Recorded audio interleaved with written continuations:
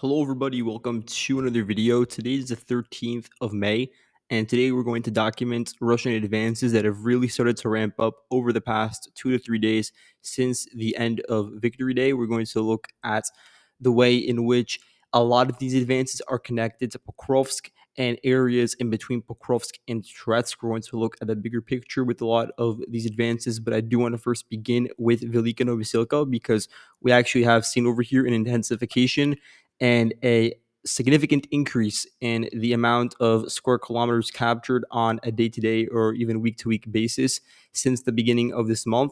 We've talked about this in previous videos, especially the last one. We saw that the Russians were able to take over large chunks of territory that are just completely in open fields, areas where the Ukrainians lacked any solid foundation or obstacles to drag out the fighting within. And so the Ukrainians have now withdrawn to this line further westwards. I'll say that it's about, what is this, like 5 kilometers west of where they were previously resisting, because Ukrainians previously tried to hold up and really bog down fighting within Novosilka. Since then, the Ukrainian garrison, which is largely defined by the 17th National Guard Brigade, that's one of the main units that's been active around here recently, they've consolidated around Novopil and Zelenopole. Those are the two villages that are now within the Russian purview, and they're also the final two villages before arriving at the Zaporozhye-Donetsk border. So we can see over here that over the past 2 to 3 days, the Russians have captured another 12 square kilometers, largely pushing through open fields and advancing about 2.5 kilometers westwards, in the process taking this geolocation over here. So the 17th National Guard Brigade, they just shelled individual Russian soldiers that were spotted in these open fields and in nearby tree lines. So the Russians have just been able to insert themselves into these locations with the objective of creating a wedge between the Ukrainian garrisons operating right now in Shevchenko, that by means of this vertical road are connected to Vilnopole, and the garrison that is operating around Zelenopole. Because right now there isn't really direct contact between these two nodes of defense, even though they are, relatively in close proximity. They're within the same theater of defense. They're about 7 kilometers away, and there are no roads connecting them together. There's just this large open area, this void ether that the Russians can push through and create a wedge, and then use that as a flanking maneuver to either attack from the north towards Zelenopole, which is certainly a possibility given the recent geolocation, but it could also be used to finally break the deadlock in Vilnopole, because the Ukrainians over here have really insisted on defending in order to prevent the Russians from them shifting all of their focus onto Shevchenko. And so this is also an objective of the Russians to finally clear out these final remaining blocks of Vilnopole. So definitely an area to keep an eye out for, because once again, the direction in which this is headed is westwards towards this large gap between the border of, here it's Dnipro and Donetsk, and then all the way to the south over here, again, it's Zaporozhye and Donetsk. This 10-kilometer gap in the line where the Ukrainians do not really anticipate a Russian attack coming from the east, as we're seeing right now. It's an area that's less well fortified, and there's nothing the Ukrainians can do right now to build up static defenses over here. They could deploy manpower to these regions. They have been doing that, but there are obviously limitations and difficulties with deploying forces to such an open area where there are no basements to have soldiers reside in throughout the entire day. So this is an area that could be undermined, and by extension, the trenches that are built to defend Zaporozhye can be undermined from the north. The trenches meant to defend the border of Dnipro will also be undermined by extension from the north and from the west. So again, this is an area the Russians have spotted as a gap in the line going forward into the summer of 2025, and so we'll keep a keen eye out for it. Another area that the Russians have recently been exploiting is the Bakhmut and Alexivka region. So we can see over here just another recorded advance by the Russian side, about 1.5 square kilometers of territory, with the Russian side pushing westwards about 1 kilometer along this highway. And this is from the 46th Air Assault Brigade, Ukrainian, that's recently been very active around here, not just in Bakhmut, but also a bit to the north in Alexivka. So they're just conducting FPV strikes onto individual houses in the town. And we already had a confirmation of the Russians entering as early as May 9th. So now we're just in the process of this house fighting, the Russians trying to clear out every individual basement, the Ukrainians trying to drag it out for as long as possible, lest the Russians take it over and then use it as a option to then attack northwards and flank Oleksivka. But at the same time, though, due to all the pressure that's been saturating and really catching the Ukrainians' attention in Bakhatir. They've not invested as much into the defense of Alexivka's approaches. So the Russians seized upon that opportunity and captured 7.5 square kilometers, meaning that they advanced what is like 3 kilometers, depending on where you measure, westwards. And this is important because this means this large gray zone that was centered around the floodplains north and south of the Vavch riverbank is no longer contested. These are areas that were very difficult for the Russians to advance through because they are completely open, and Ukrainian drone crews were just waiting for the opportunity to strike those Russian soldiers out in the open. And that's how the Ukrainians were able to create this area that was sort of ambiguous, an area that is also pretty difficult to advance through with armored vehicles because there are no roads, and perhaps the terrain is a bit unconducive due to the proximity to the floodplain.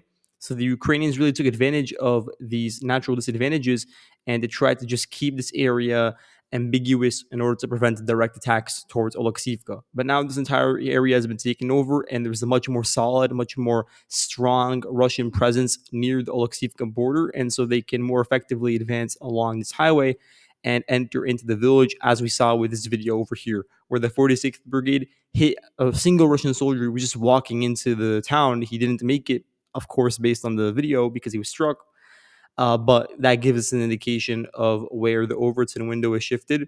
So now the Ukrainians, their garrisons over here, will have to focus on retaining control over these population centers because they're not going to have another opportunity to, use this sort of large or maybe medium-sized town again in the near future, because the sort of defense that the Ukrainians are currently conducting in these two villages cannot be emulated in a hamlet like Zeleny Krut that is just so exposed from every direction and is so small in surface area. And then same thing for Novoukrayinka and Dakhnia, which is already, of course, in Dnipro. And just another interesting fact is that after infiltrating the line through Novoukrayinka, that's already overrunning the Dnipro borders anti-tank ditches, dragon's teeth, and trenches. Then there aren't any intermediary trenches of notable significance for another 7 kilometers. And there's a highway over here. It's very inviting for Russian columns to advance northwards and approach the southern outskirts of Novopavlivka.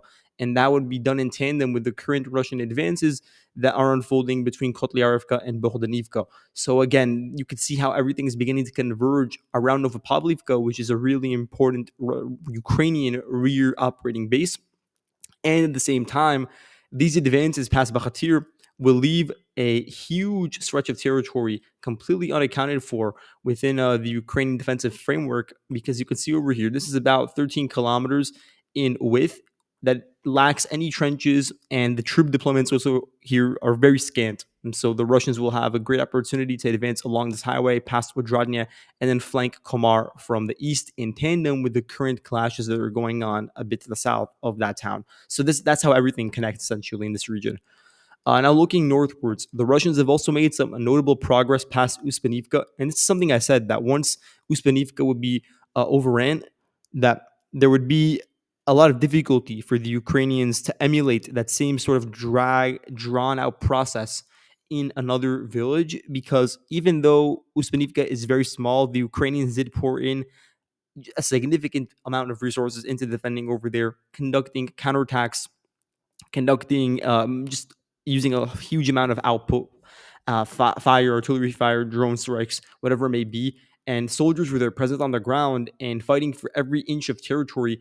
And simply, that's not sustainable in every single small hamlet. So the Russians took advantage of the open terrain west of Uspenivka and were able to immediately take over almost all of Novo Alexandrivka and advance even past it in some locations.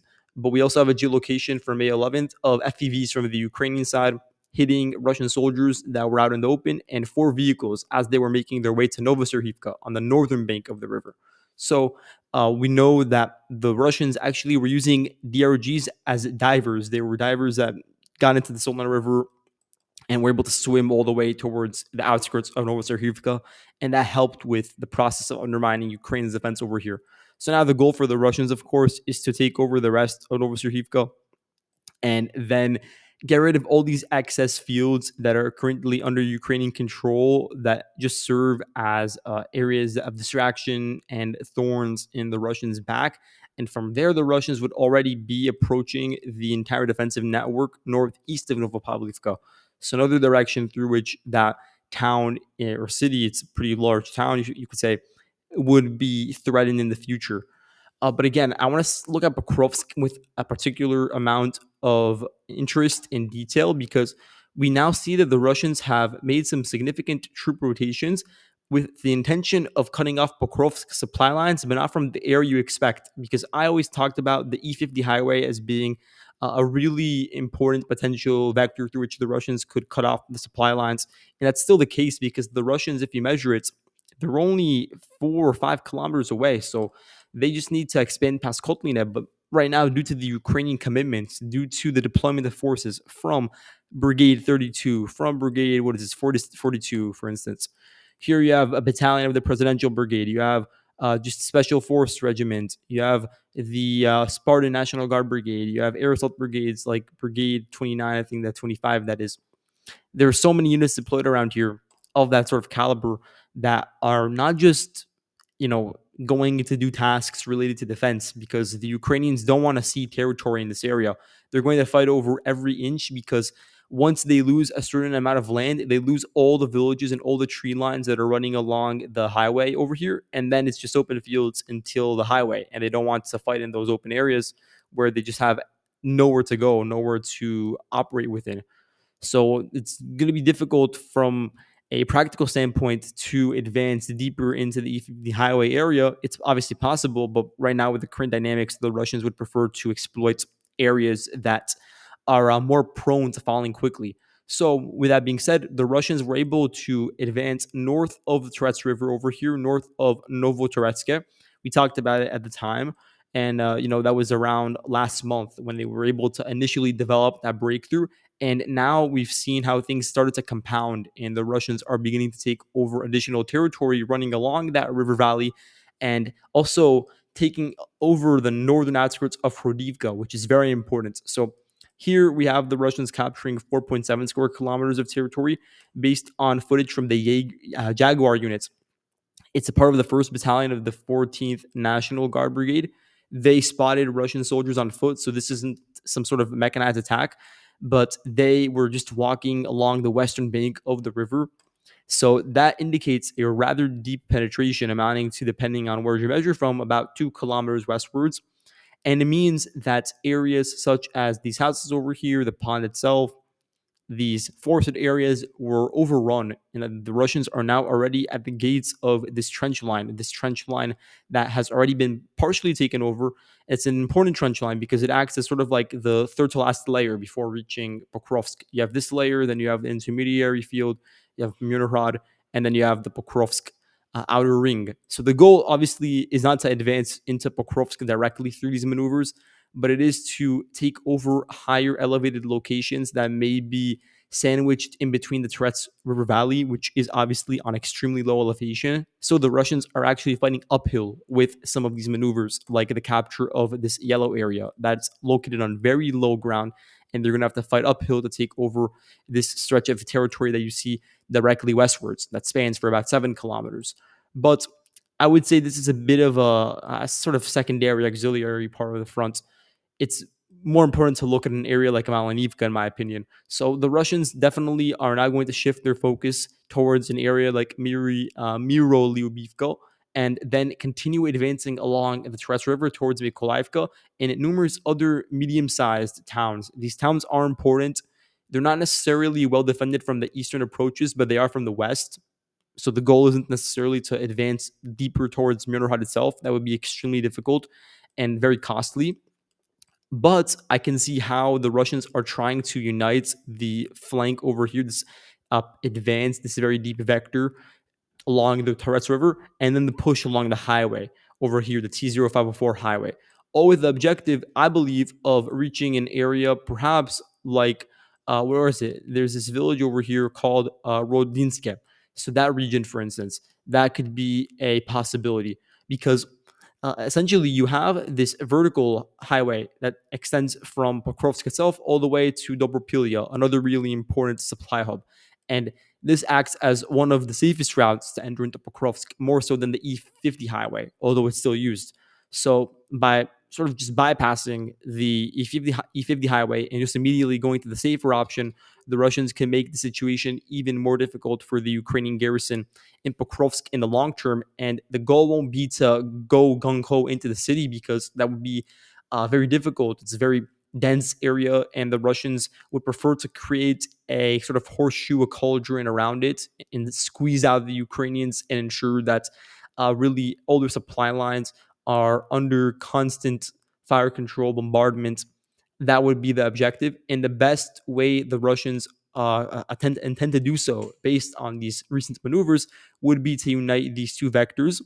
And then, yes, they would have to cross over a certain amount of trenches over here, and that's going to be difficult. So there's going to be difficult maneuvers in those areas, and then take over local slag heaps, local high points that actually overlook much of the Ukrainian positions.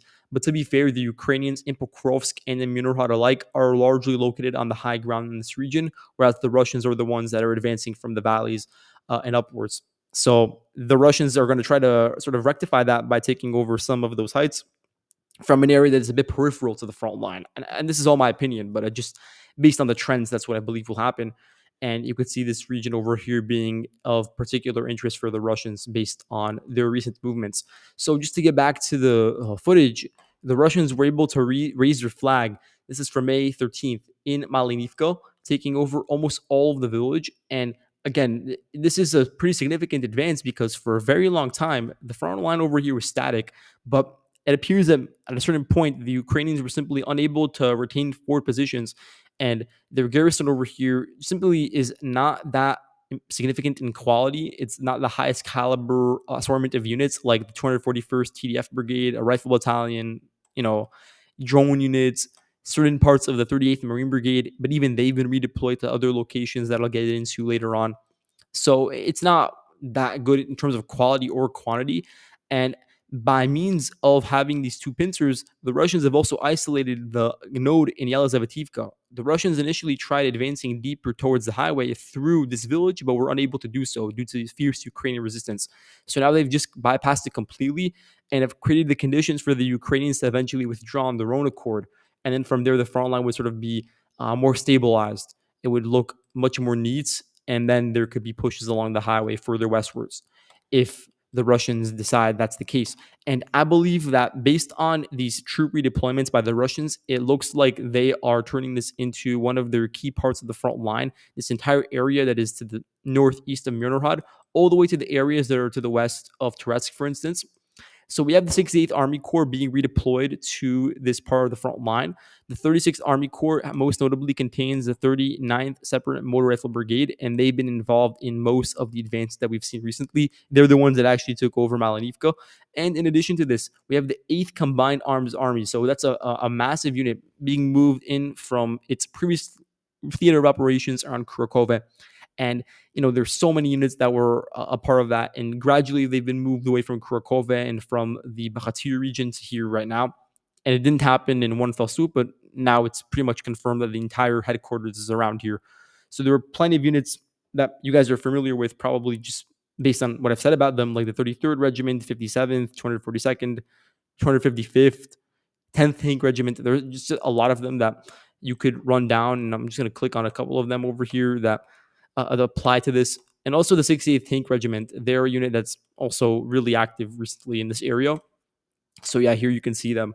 With all that being said, though, they've been able to intensify their offensive activity in recent days, and were able to advance along the area east of the T0504 highway. So let's look at the advances. The Russians were able to capture the sliver of territory north of Berezhivka, 1.2 square kilometers. They also captured areas north of Novoolenivka, amounting to 1.3 square kilometers, and are doing so running along the actual trench lines. They're just entering into them and then using them as routes to continue advancing northwards, and doing so basically parallel to the highway. And in this way, the Ukrainians simply lack the impetus, they lack the ability to stabilize the front line right now along one of these passages in the trenches. And so the Russians are actually using it as a vehicle to continue advancing themselves. You could also see over here, north of Alexander Peel, the Russians capturing 2.5 square kilometers of territory, taking over largely open areas that will give them a perfect route to enter into Yablonivka. In addition to the attack coming in from the southwestern direction, the Ukrainians over here are largely from Brigade 157 from the 91st Separate Anti-Tank Battalion, and there were a couple of other units that have recently been deployed, like the Skala Assault Regiment. Basically, due to the Russians advancing so deeply, now the 12th Azov Brigade is now involved in this area. Even though they really haven't moved, they're still in the Toretsk, New York region, but just by virtue of the Russians advancing so much, they've arrived at the locations of the 12th Brigade. So they're also deployed to this area. And you have the 2nd Battalion of the 38th Marine Brigade. The Marine Brigade as a whole is operating to the west of Maliyivka, but one of its battalions has been moved to defend around the Romanivka region, I would say. So, looking deeper, you have over here the Russians capturing another 2.4 square kilometers of territory. This video from May 11th shows that the Ukrainians were actually trying to take back a Russian or Ukrainian former stronghold. The Russians had taken it over during an advance amounting to about 2 kilometers pushing northwards. And now the Ukrainians understand that this sort of deep penetration would leave Romanivka exposed. So they tried conducting a counterattack, but were spotted by aerial reconnaissance drones, dropped grenades onto them. And we were able to see in the video the Russians in their trenches trying to fire and throw grenades onto the Ukrainians. And that's how we got the geolocation. And we know the Russians are actually present around here. And so there's so many corrections that need to happen to the front line due to the cauldrons that are formed. And it's one thing if these sort of crests, these salients would have formed around a populated area, because it would have given it would have increased the likelihood of soldiers dragging it out in basements or having connection through roads. But we're looking at areas that are just completely out in the open that lack any like relevance besides the fact that the Russians advanced on their flanks.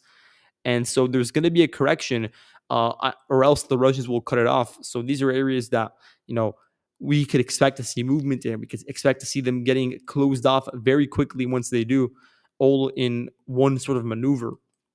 Moving on, though, I want to look at Toretsk. Over here, we have the Russians advancing deeper into Zabalka, taking over this small chunk of territory. Northwards, we have the Russians advancing into this area that is to the northwest of the city boundary. This is 0.7 square kilometers of territory captured on May 13th. The Predator Police Brigade, their unit, conducted FPV strikes onto Russian soldiers near the Dilivsky Pond, as it's called. And this movement will also help undermine Ukraine's current position, forward position, that is being used as a vector to conduct raids and counterattacks into Toretsk itself. Because this area over here, the salient, is very important to the Ukrainians. It acts as a connector between the rear in Konstantinivka and the front line in Toretsk. So from this area, the Ukrainians have recently been conducting counterattacks, and that also includes taking advantage of the highway directly. So it's not really fair to say that the Russians have full operational control over this part of the highway, because there are certain moments. It's not consistent, but there are every couple of days these sort of attacks. And most recently, we're going to look at the geolocation in the video of how the Ukrainians were repelled in one of these attacks. And so this area of the front line is still very fluid, versatile. So it's not fair to say that the Russians have a very solid control over the immediate perimeter of the city. But with that being said, they are continuing to make headway past it in certain locations. Now, to look at the Ukrainian counterattack that ended up not succeeding, I want to find the exact geolocation because I had it marked over here. So here you can see this is from May 8th. This was largely credited to Russian fiber optic crews. And by the way, there is this really good top-notch drone crew that previously operated in Kursk. It's called the Rubicon drone units. And now it's largely operating west of Toretsk in the area where we're seeing the current defensive activity. And Ukrainian soldiers have noted that they've played a huge role in neutering Ukraine's drone advantage in those areas and helping the Russians advance under fire. So you can see over here with this video that there were actually fiber optics used, and they struck Ukrainian armored vehicles. To be specific, they were able to take out 2 Bradleys, 2 M113s, 1 Marder, and then 1 pickup truck. So in the video, you could see like 15 plus soldiers recorded killed, and there was 1 POW captured. So that tells us that this assault really did not materialize in any way to ensure permanent Ukrainian gain. What is interesting, though, is that the Ukrainians, their goal with this probably was to sort of seep in. And when I say this, I mean they try to conduct these raids at high speed and high pace in order to reach a specific area through a very narrow corridor, in order to then have a much larger Russian garrison focus all of its efforts on that, as opposed to the broader part of the front line. This is something that repeats itself a lot with Ukrainian offensive activities, like around Belgorod or recently around the Kursk region, that then sort of die down after a couple of days. But it's all with the objective of keeping the Russians away from their broader operational goals in the theater that we were discussing. And that's why I believe they do this. But it obviously comes with a cost, and there is a bit of a juxtaposition to when the Russians conduct these sorts of attacks, which they do pretty regularly. We talked about some of them in this video, even. But the difference is that the Russians have consistently been able to do it and can afford to do so, whereas the Ukrainians, for them, they should be able to ration the armored vehicles they do have and use them for certain localized counterattacks, not necessarily to enter into the center of a dense urban area, but for instance, fighting around Pokrovsk back and forth. There is an argument for it over there. But then again, it could also be used for defensive means, for evacuating soldiers, for moving them from one place to another under fire. But regardless, let's move on, because there actually are some reports that came out around May 8th that the Ukrainians are now back in Western Druzhba. This could be true. It just isn't consistent with the recent movement in Dakhne and Delivka, or we know for sure the Russians are present over there. There's no proof they were pushed out. And so it just seemed a bit unnatural for the Ukrainians to then be able to infiltrate back into Druzhba and maintain a permanent hold over there. So it could be that the footage from May 8th is a bit older, but I'm obviously going to do my due diligence and try to find out. And if there is some sort of corroboration, then I will change the map to indicate that, yes, the Ukrainians are actually operating around here. And I could understand why, actually, because at this point, the advances into the Lyivka have become rather deep and are reaching the core of this structure over here, this chain of trenches, rugged terrain, various gullies, and then adjacent to them ridges. It's just a very difficult area to overrun, and it's beginning to get enveloped. And it's an area that the Ukrainians have been able to hold on to for an extended period of time, ever since the Bakhmut era. So, like 2.5 years by now, or 2 years, I should say, from Bakhmut. But for even longer, they've been able to retain control over here. And so now we're beginning to see the first cracks due to the advances into Dakhne and Delivka. So it would be understandable for the Ukrainians to conduct counterattacks to try to shift focus away. That's obviously not a far-fetched proposition.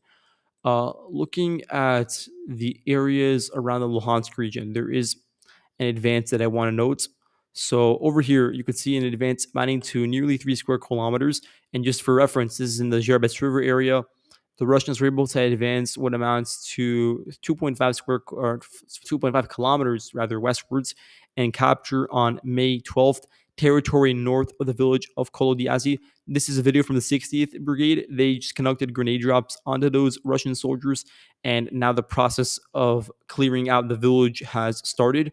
And that's important because it's one of the only nearby villages before the Russians have unimpeded access to Stavki. And after Stavki, it's only the trench line around Lyman, and then you arrive at Lyman. So even though there is a really long distance between the front line and Lyman, there aren't many defensive nodes besides the most obvious one that we see over here that will be able to, stop Russian fighting, stop the penetrations. So that's a concern. And also, the Russians are now using Nova as a forward operating point and are beginning to blossom around it, using it as a structural base. So the Russians advanced 2.4 square kilometers north of the village and entered into Rid Kudub. May 12th, this is a video from the Mara FPV unit. They conducted strikes onto Russian soldiers as they were entering in. We can see I added the unit to the map over here. And now they're going to be in the process of taking it over. From there, they would be able to really infiltrate deep into the Ukrainian rear in Donetsk, also pretty close to Kharkiv Oblast. And there are a couple of villages that would be based around this line over here. This is an entirely different line of villages that has its own unique geographic features, river lines that run along it, these forested areas that sort of branch out. So it is an area that the Ukrainians would, in a worst case scenario, use as their fallback line. And so it is a bit interesting to see how the Russians are already approaching it from one particular area before we've even had the discussion of whether this area will become eventually a Ukrainian fallback line, because for the time being, it's sort of out of the question because of how far it is from the current line of contact. It's about 12 kilometers away. But from one location, the Russians are getting awfully close to it. Looking at Kursk, or not Kursk, Sumy. That's the final area I want to discuss. So we have this video from Bilovody. You can see this is from May 12th. It's of Russian FPV strikes. They hit Russian soldiers in tree lines that are actually south of much of the village. This amounts to a capture of 2 square kilometers. It is interesting because there was a back and forth around here with Ukrainians reasserting control, and there was also a video a couple of days ago of a Ukrainian vehicle getting destroyed in this area east of Bilovody by the 83rd Air Assault Brigade. But now it appears that the Russians have reestablished themselves over here with the objective of then arriving at Yablunivka and then rendezvousing with the garrison in Loknaya to capture the larger village of Unikivka. So obviously, keep an eye out for that. So that's all for today. Thank you all for watching, and I'll see you guys in the next video. Goodbye.